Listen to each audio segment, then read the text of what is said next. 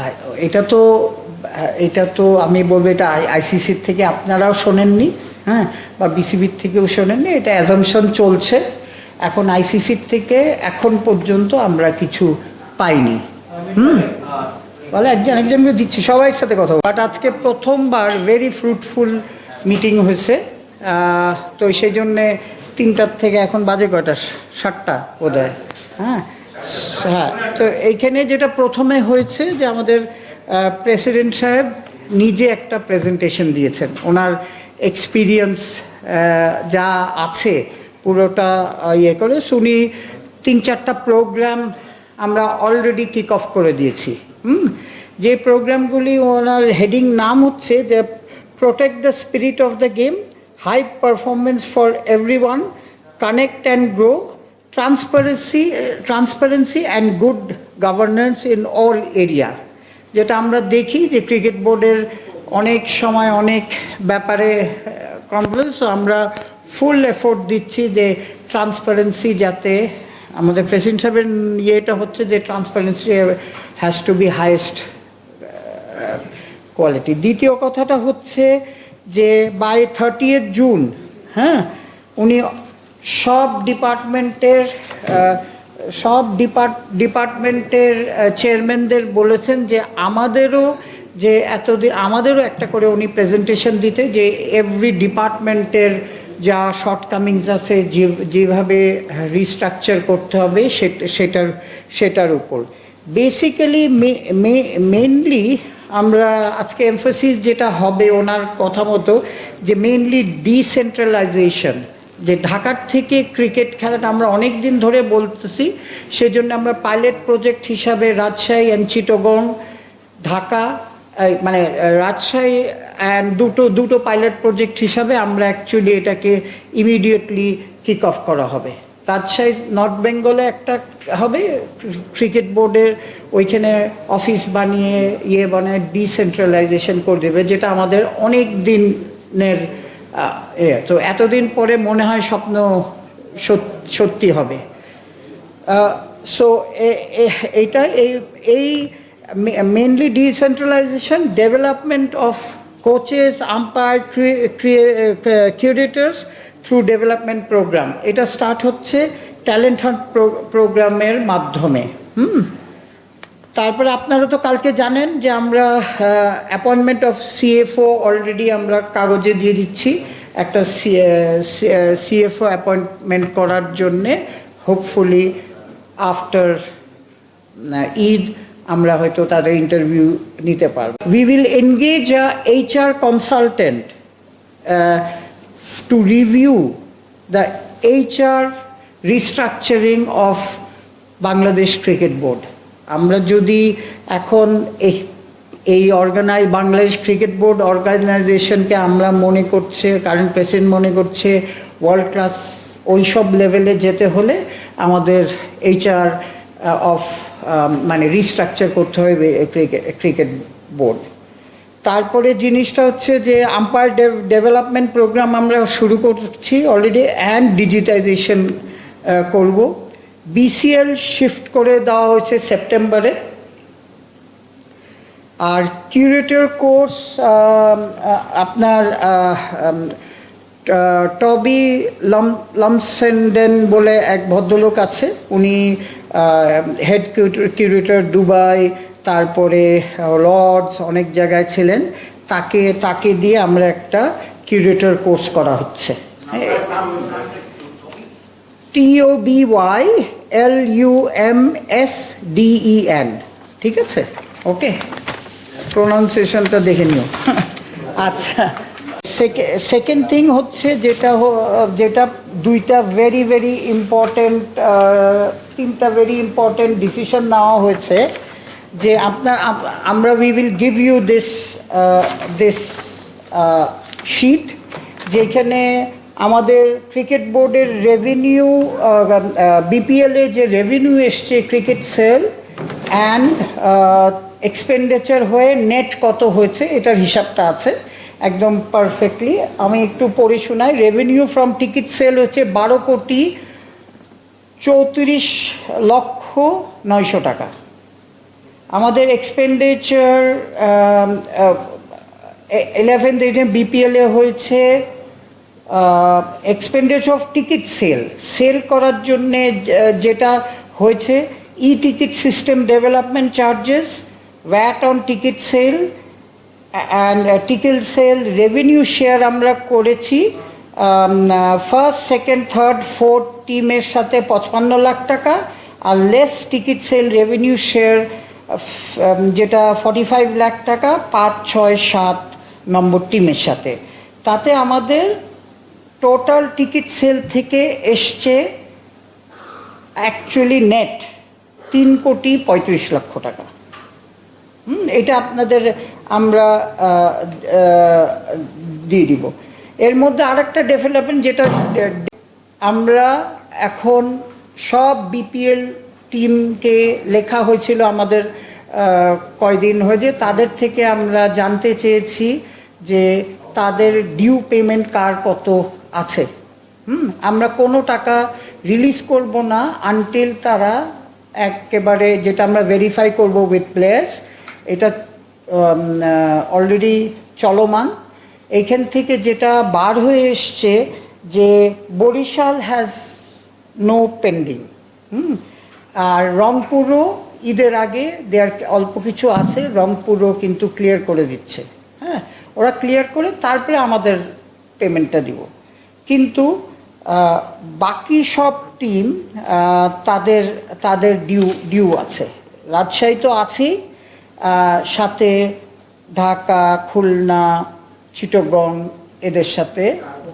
হ্যাঁ, এই কাগজটা অ্যাকচুয়ালি আপডেট করতে হবে। ওরা যে টাকা পাবে সেই টাকাটা আমরা করব কি আগে দিব, আর যেটা ডিসিশন হয়েছে যে বাকি টাকাটা যেটা ব্যালেন্স আছে সেটাও এখন cricket board, by the way, অকশনের প্লেয়ারগুলি, ড্রাফটের player, not cricket board is only যদি বলেন রেসপন্সিবল ফর ড্রাফটের প্লেয়ার। এই ড্রাফটের প্লেয়ারদের এই ওরা যে পায়, ওদের যে আছে, এইগুলি দেওয়ার পরে যেটুক থাকবে ড্রাফটের প্লেয়ার আমরা এটা দিয়ে দিব। দেওয়ার পরে আমরা লিগ্যাল অ্যাকশনে চলে যাব ফ্র্যাঞ্চাইজের অ্যাগেনস্টে, কারণ এটা অনেক দিন হয়ে গেছে, প্লেয়াররা সাফার করছে, ইভেন আমাদের ব্র্যান্ড ইমেজেও হিট করছে। সেই জন্যে আজকের বোর্ডে এটা আমাদের আগের প্রেসিডেন্ট নিজে ডিসিশন নিত, আমরা সবাই মিলে মনে করেছি যে এইটা আপডেট করা খুবই জরুরি। আমাদের যে আপনার যে পাওনা আছে, আমাদের পাওনা আছে প্রায় 20 কোটি টাকা স্টিল টু ডিফারেন্ট স্পন্সার্স, তারপরে ইভেন কিছু ফ্র্যাঞ্চাইজি ফি, এইসব নিয়ে প্রায় 20 কোটি টাকার মতো পাওনা আছে। তাতে যদি আপনি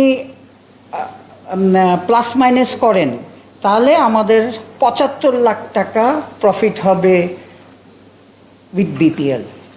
তো এইখানে আপনাদের উই আর ওপেন। আর আরেকটা জিনিস, we all of us also agree যে আমাদের এই যে ফাইন্যান্সিয়ালসের ব্যাপারে we will be very very open and clean. এইসব আলোচনা হয়েছে, এই জন্যে এত 3 ঘন্টা। আমাদের আজকে এত কথা হয়েছে যে টিভি রাইটসও ইয়েতে ছিল, এটাও আমরা প্রসেসে যাচ্ছে। হ্যাঁ, এটাও কারণ আমাদের টাইম নেই, তো আমরা টেন্ডার ডকুমেন্ট আর টেন্ডার করে আলাপ হয়েছে। সো এটাও সামনে আমরা ঈদের পরই সম্ভবত আমরা টেন্ডারে চলে যাব। না, কনস্টিটিউশন রিফর্মের হয়নি এত। আজকে তো বললাম যে কালকে আপনাদের প্রেসিডেন্ট সাহেব বলে গেছিল যে he has a vision.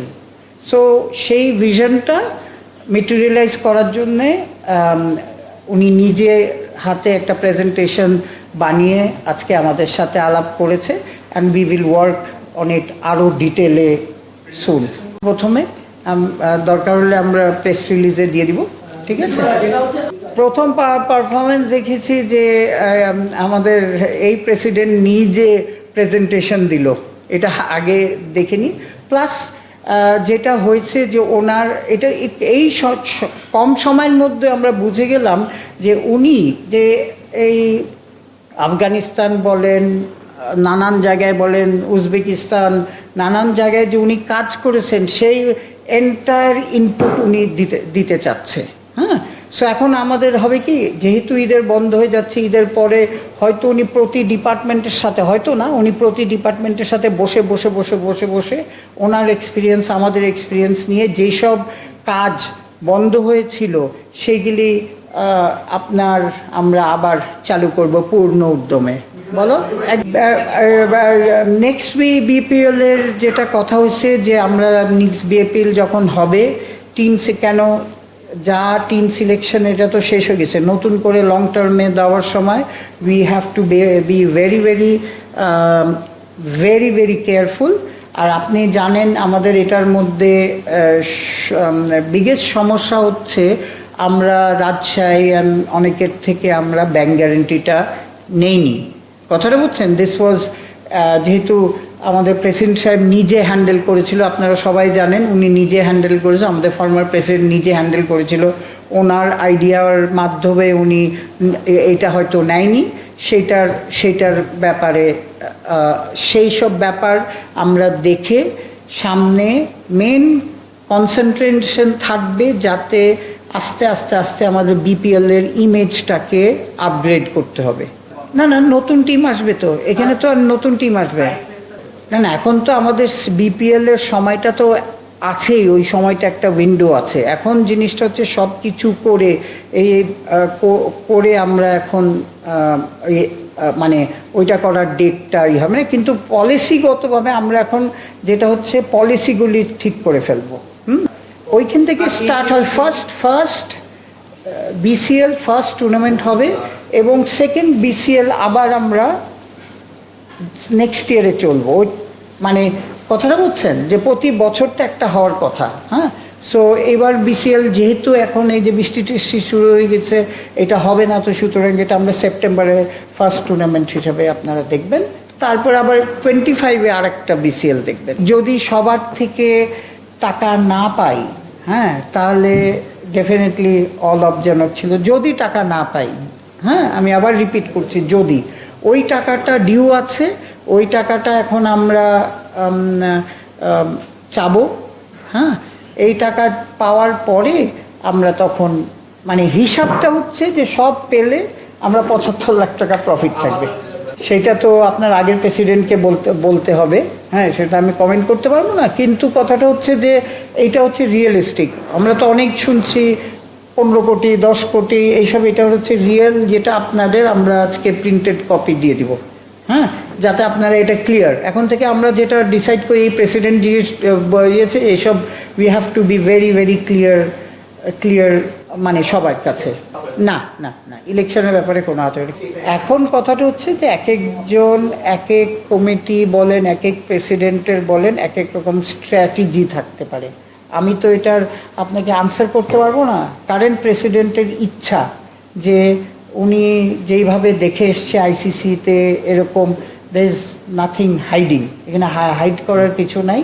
So সেই জন্য আমাদের জানেন যে আমাদের সবচেয়ে বড় উইকনেস ছিল গত 20 বছর হয়তো একটা এত বড় অর্গানাইজেশনের সিএফও ছিল না। এটা একটা মাস্ট জিনিস। তারপরে দেখেন এই যে এইচআর কনসালটেন্ট দিচ্ছি, মানে কি কোথায় কি রাইট জায়গায় রাইট লোক রাখা খুবই জরুরি। এইসব সব এসএস প্রফেশনাল পিপল দিয়ে করিয়ে তারপর আমরা আগাবো। না না, হয় আমি তো বললাম এক একজনের এক এক স্ট্র্যাটেজি। আমি তো আর প্রেসিডেন্ট ছিলাম না, আমি বলতে পারি না, কিন্তু এক একজনের এক এক স্ট্র্যাটেজি। আপনি যদি আমার ডিপার্টমেন্টের কথা বলেন, আমি আমার ডিপার্টমেন্টে কিন্তু অর্গানোগ্রাম করে টোরে এগুলি করে দিছি। আমি তো সবারটা বলতে পারবো না।